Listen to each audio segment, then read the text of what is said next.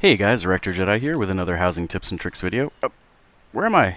Oh, I am hidden way in the back of my Skyplot. What I want to show you guys today is how I have set up my own jumping puzzle at my Skyplot. With the news that the housing decor limit is going to be raised to 1,000 pieces outside, which is super exciting news. I am going to be changing my Skyplot, so I finally am getting around to actually showing off my own personal Skyplot before I give it a massive overhaul. So I want to give you a quick tour of my jumping puzzle. Now the first, I'm just going to tell you what I like about jumping puzzles.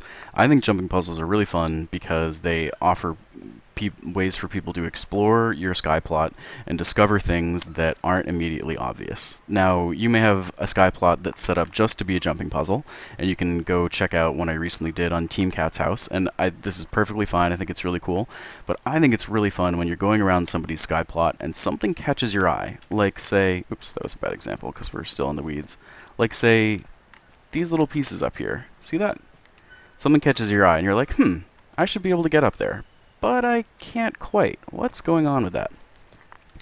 So basically what I really like about jumping puzzles is a way to allow people to interact with your Skyplot and explore it in a way that they might not have first discovered.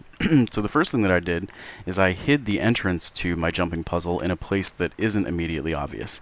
Now you can see I'm focusing on this area back here, so you as the viewer can probably see immediately what's going on. There's clearly an arch here that is beckoning you through it, but if I wasn't doing this video, you might just think that this was a cool decorative thing. Then you might come say, oh, look, all these hoogles, that's interesting. I see lots of hoogles of different sizes. Seems like the designer is trying to tell me something. I wonder what happens when I go through here. Oh, not much, I'm sort of wedged back here. Oh, hey, there's another hoogle up there.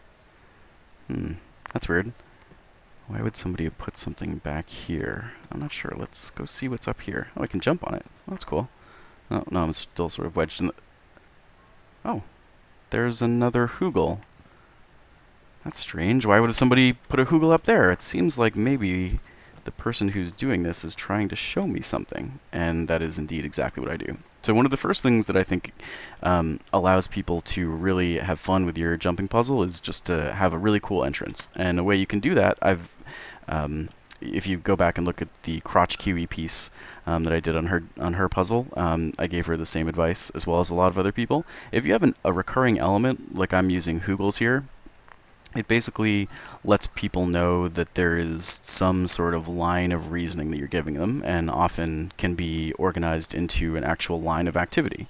So basically what I've done with my jumping puzzle is to try to get people to get to a hoogle, and then look around and look for the next hoogle. And that hoogle, the next one, should basically be one that they can reach and guide them where to go next. So we can see this hoogle up here. It's telling me to kind of go up. Whoops. Nope. The sad truth is I'm not very good at jumping puzzles. So let's go do this again.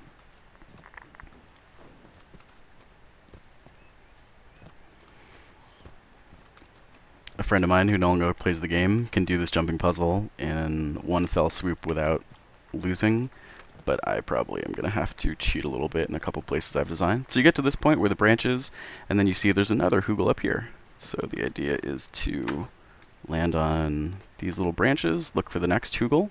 And you can see there's some right up here on past the tree. You can see this one up here. Now that one isn't going to take you exactly where you need to go, but it's going to get you close enough so that you can kind of figure out where you are supposed to be going next. Now if you look very closely, it's kind of hard to see in this resolution, but there's a hoogle right here, and he is leading you down this little tree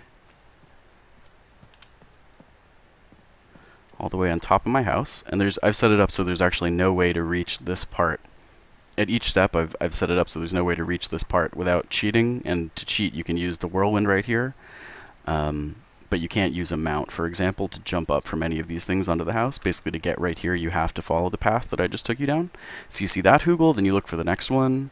There's one right here on the other end of the house. And you use him. Oops.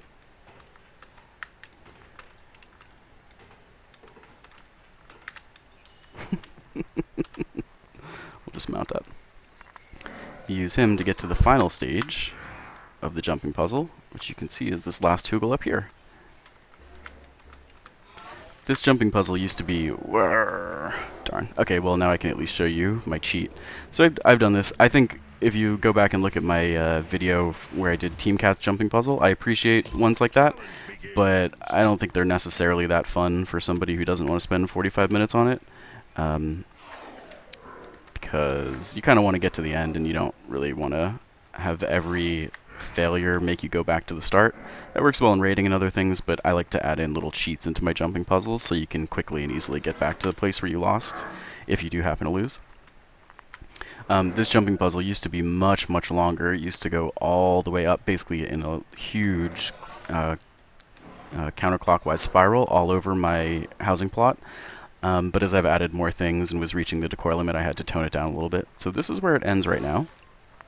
And instead of what you might be expecting, some sort of treasure chest or something like that, my jumping puzzle ends in a hideous maw, where you surely will be digested over countless millennia, as if you were in Star Wars.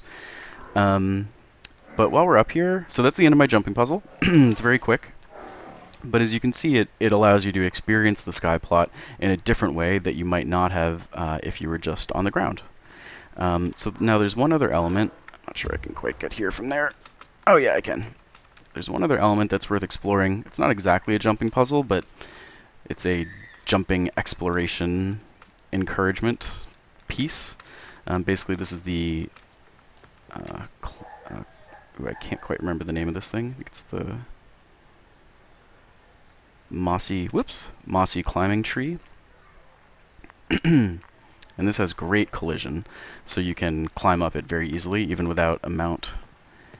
And so mine leads you all the way up here, where I have a somewhat perverse and disgusting perch full of treasures and evil guardians. You can see I have a very ferocious plushie, the Olive Gar plushie. I think of him as like a dragon, and I have the Strain eye stalk here, trying to ward off people who would sit in my treasure chest zone throne room. But this is basically, it's sort of a two-part jumping puzzle, sort of. I really, you know, a lot of people come visit my house because I have it public, so I basically got rid of the very hard one that I had and tried to make this one that was a little more fun. So these are just some basic tips, some thought process that I've gone through as I've been designing my house on how you can incorporate a jumping puzzle both for fun and to show off some cool things. Some interesting designing, you know, experience or point of view you might have, or just try to get people to interact with your plot in a different way. Alright guys, well that's going to be it for this one. Let's jump off to our deaths, because there's nothing more fun in your house than dying to your own creations. And for now, that's going to be Erector Gedi signing out.